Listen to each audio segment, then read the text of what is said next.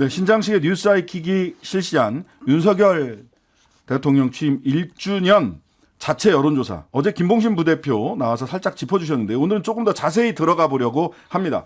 김봉신 조원 CNI 부대표, 한상익 가천대 사회정책대학원 교수 두 분 나오셨습니다. 안녕하세요. 안녕하세요. 예. 빨리 얘기를 전하고 싶다 보니까 말이 오늘 두 번이나 더듬네요. 예. 자, 일단 윤 대통령 취임 1주년을 맞아서 실시한 여론조사. 저희들은 한 2,500샘플 정도 했는데 이유는 중도층 여론을 제대로 보자라는 것 때문이었습니다. 중도층으로 잡힌 분들이 한 650샘플 정도 돼서 한 550샘플 정도로도 전국조사를 하기 때문에 사실상 중도층 전국조사라고 불러도 크게 잘못된 얘기는 아닐 것 같습니다.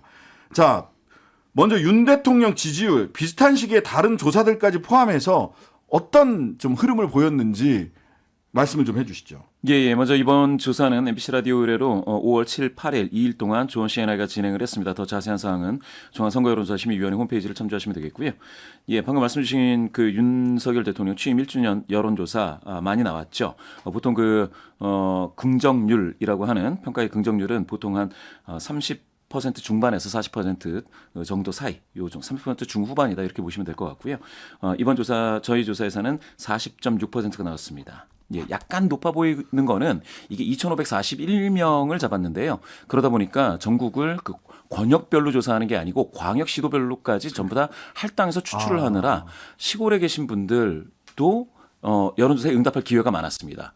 그렇다 보니까 평소에 응답을 못 하셨던 분들이 응답을 하다 보니 그런 분들 중에서는 일부 긍정적인 어떤 평가를 하시는 분들도 있었겠다. 이렇게 해석이 되고요. 예. 자, 30 중반에서 후반 정도로 대체로 흐름을 보이고 있는데 이게 한 교수님 의미 있는 지지율 상승으로 봐야 되냐 아니면은 흔히 뭐 기술적 반등 즉 외교 안보에 대해서 평가가 낮아지니까 좀 결집을 소위 보수층의 결집을 하거나 또는 이벤트성 한미 한일 정상회담 등 외교적 이벤트 이렇게 반짝 반등이냐 아니면 뭐 의미 있는 반등이냐 또 어떻게 봐야 될까요? 이런 단기 조사에서 의미 있는 반등을 찾는 거는 사실 좀 무리죠. 네. 여론조사에는 기본적으로 오차라는 게 있잖아요. 네. 그래서 30에서 뭐 34에서 38 사이 40 나온다. 네. 이 정도는 뭐 의미 있게 뭐 움직였다라고 보지는 않습니다. 네. 조사를 할 때는. 다만 이번 조사 같은 경우에 1주년을 우리가 쭉 그 취임 1주년을 조사를 한번 해보면 네. 그래도 지지층이 조금은 결집을 해요. 그러니까 1주년 여론조사 한다 그러면 그래도 또 우리 내가 좋아하는 대통령 한번 좀 해야지 해서 조금은 그런 게 있지 않을까 싶어요. 하지만 그 외 다른 게 특별히 모습이 보이는 건 없습니다. 그리고 40%라고 하는 그 수치가 이게 한마디로 윤석열 대통령은 잘못하고 있다 이거거든요. 왜냐하면 윤석열 대통령이 어쨌든 득표율이 48%였잖아요. 예. 그러면은 보통 취임 1주년 된 다음에 여론조사를 하면 한 5%에서 한 7% 더 나와야 되거든요. 이건 뭐 전 세계 국룰도 아니고 유니버설 룰입니다. 예, 예. 그런데 거기에 비교하면은 거의 10% 이상이 지금 낮은 거예요. 네. 그러니까 지난번 투표했던 것보다 5분의 1 정도 날라갔다는 건데 이거를 뭐 잘 나왔다라고 얘기한다면 그렇게 생각하는 것 자체가 문제죠. 기저효과인가 봐요. 뭐 27까지 떨어졌던 사례가 있으니까 거기서부터 이렇게 좀 높아 보이지만 실제로 과거에 여기 보면 중도층 이탈이 굉장히 심해서 기존에 본인에게 투표했던 사람들도 지금 결집을 못 시키고 있는 건데 그게 뭐냐면 저는 이게 손가락 지수다 이렇게 말씀을 드리는데 윤 대통령에게 투표했던 사람 중 23.1%가 내일이 대선이라면 다른 사람 찍겠다. 이렇게 얘기를 했어요. 예, 맞습니다. 예. 이탈을 하고 있다라는 건데요. 다른 후보에게 투표를 하겠다. 상당히 높은 비율로 보여지고요. 사실 이 사람들이 만약 1년 전에 그런 그 투표를 했다면 당선이 될 수 없는 그런 상황이죠. 굉장히 미세한 차이였는데 0.7% 차이였죠. 굉장히 미세한 차이였는데 지금 이탈하는 비율은 상당합니다. 이렇게 따지면. 그리고 말씀 주셨듯이 과거 대통령들을 보게 될 것 같으면 문재인 대통령 1년 때는 한 7, 80% 그럼요. 나왔고요. 예. 박근혜 대통령은 60% 정도 나왔는데 네. 지금 40% 보통 그리고 이제 30% 중반 정도 형성되고 있는 것은 상당히 낮다고 봐야죠. 예. 근데 그 이유 다른 후보에게 투표하겠다라고 대답한 왜 다른 후보에게 투표하시겠습니까? 라고 했는데 이유가 나온 것 좀 설명을 해 저도 주시죠. 이게 좀 충격이었는데 예. 뭐 충격까지는 아닌 것 같고요. 그 54%가 무능해서라고 해요. 그 능력이 없어서. 아. 근데 이게 더닝크루거 효과라는 인지 이런 효과가 있습니다. 더닝크루거 효과요? 예. 이게 보면 이게 무지하거나 무능한 사람일수록 자기가 무지하거나 무능하다는 걸 모르기 때문에 네. 자신 있게 결단하고 밀어붙이는 경향이 있다라고 봐요. 아, 인지 네. 이론에서. 근데 제가 이론상. 예. 그런데 제가 네. 국민들의 상당수가 예. 그러니까 윤 대통령은 자기가 뭐 자신 있게 얘기하고 또 결단이라고 밀어붙이는 거를 또 자신감의 표지라기보다는 무지 또는 무능의 표지로 보고 있는 것이 아닌가. 이게 굉장히 심각한 게 일을 잘 못한다가 차이 나요. 왜냐하면 대통령 처음 해봐서 실수다 예. 하면은 뭐 다음에 배워 잘할 수도 있잖아요. 근데 이 네네. 자체를 무지하고 무능으로 보는 거잖아요. 이렇게 되면 국가 미래와 자기의 그 살림살이 전망이 비관적으로 될 가능성이 커요. 대통령이 무지하고 무능하다고 생각하기 때문에. 그래서 살림살이가 나빠졌다고 생각하느냐, 좋아졌다고 느끼느냐라는 질문도 우리가 했어요. 예, 예. 그 부분 소개 좀 해주시죠. 예. 이 질문이 사실은 그 지난 1년간이 아니고 윤석열 정부 출범으로 네. 예. 살림살이가 좋아졌느냐 나빠졌느냐 이걸 물어봤습니다. 그랬더니 나빠졌다고 응답이 45.1, 그 비슷하다라고 하는 응답은 39.8입니다. 네. 그러다 보니까 이거는 사실은 나빠졌다는 응답이 5.1을 넘어서서 또 우세하다. 엄청나게 우세한 예, 거죠. 좋아졌다는 응답은 12.5%에 불과합니다. 어. 예, 상당히 살림살이도 안 좋아졌는데요. 전 이게 바로 아주 정확한 거는 아까 말씀 주셨듯이 윤석열 대통령 그 후보 시절에 유권자에게 제시한 자신의 효능감의 원천이 누군가를 혼내주겠다 뭐 이런 거였지 않습니까? 네네. 그런데 사실은 당선되고 나서는 누군가를 혼내주는 것만으로는 이게 나라가 운영이 안 되지 않습니까? 네. 그러다 보니까 효능감 굉장히 큰 괴리가 있다. 그렇게 보여지고요. 그래서 이게 쉽게 극복되기가 어렵지 않겠느냐. 긍정률이 막 50%를 넘는다든지 과거 대통령들처럼 예. 이거는 지금 쉽지 않아 보인다라고 볼 수 있겠습니다. 그러니까 지금 아까 더닝크루거 효과라는 말씀을 하셨는데 대통령은 지금 결단의 리더십을 굉장히 강조한단 말이에요. 근데 그 결단의 리더십, 뭔가 일을 화끈하게 하는 것을 국민들은 뭘 잘 몰라서 그러니까 하는 걸로 평가를 한다는 이렇게 얘기네요. 보는 거예요. 저게 자신감 있고 뭔가 딱 그 비전을 제시해서 이 길로 가겠다 이렇게 보는 게 아니라 전양반 저분이 모르거나 사람이 능력이 없어서 저렇게 함부로 막 하는 거 아니냐. 이렇게 되면 야 앞으로 어떡하지? 이렇게 심정이 되는 거예요. 그러면 내 살림살이 어떻게 될지 그렇죠. 여기까지 걱정이 되더라고요. 연장된다. 네. 국민들 불안이 더 커지는 거네요. 거죠. 먹고 사는 문제도 그렇고 일반적인 사회생활, 사회경제적 활동이 전부 다. 그래서 그렇죠. 이게 그 단후 투표하겠다는 이 54.7%가 능력이 안 좋아서라는 얘기는 네. 정말로 위험한 얘기입니다. 이거는. 위험한 얘기다. 차라리 하나하나에 무슨 외교가 안 좋아서 경제 성적이 이 차이 나요. 일을 잘못해서가 네. 낫지. 총체적으로 사람이 무능하다. 능력이 안 좋아서. 이거는 이제 국정 능력 전반에 대한 평가가 네. 예. 뭐 그러니까 개별 정책에 대한 뭐 평가가 아니죠. 호불호나 평가보다 이게 능력이 대통령 깜이 아니다 이런 느낌인 거잖아요. 말을 하자면. 이거 굉장히 의미 있는 조사군요. 이렇게 두 분이 의미를 뽑아 주시니까. 자, 그다음에 김건희 여사 얘기는 조금 나중에 하고. 자, 이게 세부 지표로 들어가서 중도층 얘기, 그다음에 지역 연령 이야기를 조금 해 주셨으면 좋을 것 같아요. 지역 연령 얘기부터 먼저 좀 잠깐 할까요? 예. 중도층에서 그러니까 윤석열 대통령에 대한 긍정률 이런 걸 봤을 때는 네. 이게 사실은 이제 전체 평균에서는 40.6%가 긍정했다 이렇게 나왔지 않습니까? 그런데 중도층만을 봤을 때는 33.1%만이 긍정을 했습니다. 부정률은 61.9니까 네. 이게 전체 평균 55.7보다 확실히 뚜렷하게 더 높은 비율로 나타났거든요. 근데 우리 이번 조사가 전체 표본수가 2,541이지 않습니까? 네. 그런데 보통 중도층은 진보 중도 보수 이렇게 물어보면 중도가 한 절반 정도 나올 때가 있습니다. 네네. 그런데 우리 이 조사에서는 정말 엑기스 중도입니다. 예. 정말 나는 정말 정중앙에 있다라는 그런 중도 분들이 600명 이상 잡혔는데요. 예. 이분들 중에서 이와 같이 긍정률이 낮다라는 거는 이거는 앞으로 진짜 어떻게 이걸 긍정률을 올려서 국정 원동력으로 삼을 수 있을지 참 좀 뭐라고 할까요? 대통령실 입장에서는 좀 걱정을 좀 하셔야 되는 그런 대목이 아닌가 이렇게 왜 보여집니다. 엑기스 중도라고 말씀을 드리자면요. 우리 진보냐 보수냐 중도냐 이렇게 안 묻고 상대적 진보, 상대적 보수까지 해서 5점 척도를 5점 썼어요. 척도로 예, 중도 진보, 중도 보수도 예, 있었습니다. 이것까지 다 해서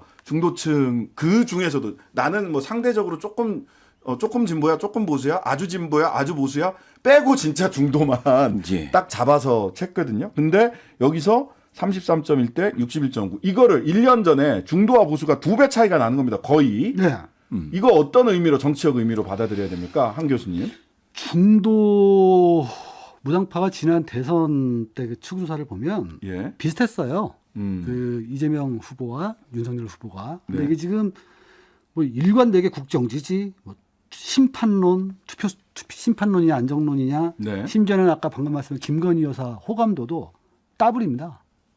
긍부정 평가가 2배. 부정이 더블이에요. 부정이. 거의 부정이 더블이에요. 대체로 그런 흐름을 보이고 있어요. 예, 원래 이게 진보와 보수 이념층은 상황을 자기 이념에 맞춰 투사하거든요. 이거 프로젝션 효과라고 합니다. 예, 그래서 프로젝션 효과. 잘 안 바뀌어요. 예. 그런데 이 중도층의 특징은 실리적 판단 경향이 좀 큽니다. 네. 그 경제가 안 좋거나 뭐가 안 좋거나 예. 상황이 안 좋거나. 예. 그러니까 여기가 이렇게 더블로 무너졌다는 거는 윤 정부가 실리적으로 굉장히 우리에게 타격을 주고 있다라고 느낀다는 거예요, 이 사람들이. 근데 이게 지금 보수 이념층이 이제 좀 버티고 있는 건데 네. 앞으로 상황이 결국 나아지지 않는다면 이 사람들은 당연히 심판, 이 정권 계속 갔다가는 경고 안 하고 그냥 갔다가 큰일 나겠다는 쪽으로 들어가죠. 예. 굉장히 위험한 장국이에요. 예. 지금 뭔가 좀 윤석열 정부하고 여당이 뭔가 대단히 대호각성을 해야 되는 결과가 나왔다고 봅니다. 자, 중도층에서 그래서 우리가 이런 것도 물었어요. 내년 총선에서 정권 안정과 심판, 정권 심판 중 뭘 묻겠느냐 했더니 중도층 심판론이 52.8%, 안정론은 36.9%입니다. 정부 여당 위험한 상황 아닙니까? 예. 상당히 위험한 상황으로 보이고요. 예.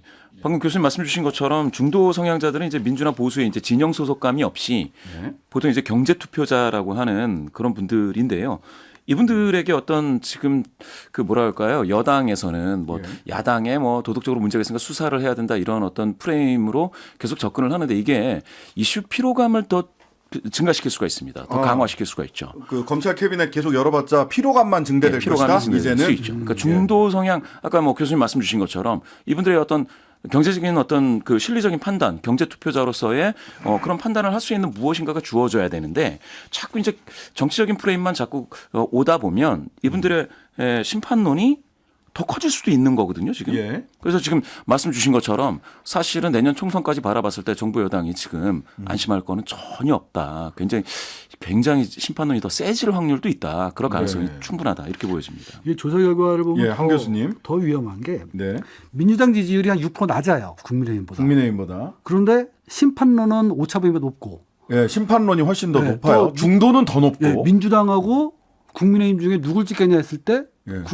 오차범위 내지만 또 민주당이 더 높아요. 예. 이 얘기는 그러니까 정리를 하면 지금 당장 정당 지지율은 민주당이 낮죠. 낮고 아주 6% 근데 낮고요. 내년 총선 때 어디를 찍을래? 그럼 민주당이 더 높게 나오고 조금 더 정권 심판론은 민주당이 내년에 지지하겠다는 것보다 더 많이 나오고 자 이거 민주당의 위기입니까? 어떻게 봐야 됩니까? 뭐 민주당은 뭐 잘하는 게 없어하고 지금 욕먹고 있는 건데 어쨌든 이거는 이 얘기는 예. 뭐 민주당이 좋고 싫고 떠나서 예. 그냥 윤석열 대통령과 국민의힘이 미워 죽겠다는 거예요. 아하. 이거 안티파티 아이덴티티가 지금 확 형성이 돼 버리는 거거든요. 야당 아이덴티티가 네. 예. 그러니까 야당을 좋아해서 아이덴티티가 생기는 게 아니라 오포지셔널 파티가 좋은 게 아니라 안티 국민의힘, 국민의힘 안티 이거예요. 윤석열. 근데 이게 미운 사람 떡 한 번 더 주는 게 아니라 미운 사람 잘 되는 걸 못 보는 게 우리나라 이 사람들인데 네. 이런 정치 불신 넣고 정당 일체가 약한 나라에서 예. 내가 미워하는 정당이 있다, 밉다, 그 투표 참여 의혹이 굉장히 고치되는 거거든요. 원래 투표동인이 내가 좋아하는 후보를 당선시키겠다도 있지만 내가 싫어하는 정당을 떨어뜨리겠다도 굉장히 그러니까 높은 이분들 요인이거든요. 투표 성향이 높아지면 예. 한국의 선거구제는 소선거구제라 한 표만 더 먹어도 당선되는 거 아니에요. 네. 이 비율도 나눠지는 게 아니거든요. 네네. 이렇게 되면은 제가 보기에는 대도시권, 수도권, 충청이나 부울경 대도시권은 위험해요. 국민의힘이 위험해요. 예. 근데 이제 국민의힘이 그나마 정당 지지도 직접적인 정당 지지도를 보면 서울, 경기 인천은 민주당이 항상 대체로 앞서는 여론조사 결과가 나오는데 우리 조사 결과에서도 보면 서울은 박빙이란 말이에요. 예. 이건 어떻게 해석해야 됩니까? 그러니까 이제 전체적으로 정당이 여당이 좀 싫으면 야당이 좀 좋아진다거나 야당이 싫으면 뭐 여당이나 뭐 대통령이 좀 이쁜 면이 보이거나 이래야 되는데 네. 지금 이런 것들이 반사이익이 서로 이제 없어지는 그러니까 이제 서로 간에 있어서의 부의 관계에 있어서의 상관관계가 깨져서 어떠한 그 커플링이 없는 거죠. 디커플링 되는 예. 탈동조화 되는 거죠. 그래서 제 생각엔 방금 말씀하신 것처럼 어디가 싫어서 어디가 좋아지는 이런 현상은 없어질 것이다. 특히 서울 같은 경우에는 제가 봤을 때는 두 번의 큰 충격을 받은 거죠. 네. 서울에서 이제 부동산 문제 때문에 지난 정부에서 좀 실망하셨던 분들이 그럼 이번 정부에서는 뭐가 좀 좋아질까 했더니 이것도 역시 뭐 좋은 게 없다 보니까 이거 뭐 더블 딥 현상이라고 두 번 세게 맞는 거죠. 예. 두 번 맞아서 사실은 어느 정당이 더 좋다라고 하기 어려운 지금 그런 상황일 수도 있겠습니다. 네. 자, 아까 단기적인 그 지지율의 오르내림이 있고 장기적인 그 추세선이 있다고 했을 때 자, 민주당에는 계속해서 소위 검찰 캐비넷이 계속 이게 나오면서 계속해서 사법 리스크라고 하는 것이 언론에서는 계속 이게 소환이 될 것 같아요. 그렇게 되죠. 지금 보면은 보수 언론이 한번 의혹을 제기하고 검찰이 수사하고 보수 언론이 이거 증폭하고 하는 걸 지금 반복하고 있거든요. 그 당내에서는 사과하라고 하고 네. 그리고 그다음에 사과라고 하고 몇 명이 또 뒤통질하면 예. 탈당하고 이런 반복되고 있는데 예. 제가 보기에는 이제 민주당 각오해야 돼요. 내년 한 2월, 3월까지 계속 줄리 사탕으로 나올 거라고 생각합니다. 그건 상수다. 상수예요. 예. 이 정권의 속성상 상수다. 디폴트예요. 예. 예. 그럴 때. 근데 그렇지만 선거를 제가 이제 한 20년을 쭉 보는데 네. 이런 잔물결들은 계속 끌어요. 오르락내리락 조국 사태 한다. 때도 그랬고요. 계속 끌어요. 하지만 예. 그 밑에 도도히 흐르는 그러니까 흐름이 있습니다. 예. 그 흐름은 경제입니다. 경제다. 그러니까 번영에 반대해서 투표하는 사람은 없다는 격언이 있어요. 번영에 반대하는 투표는 없다. 예. 아. 이 반대로 뒤집으면은 예.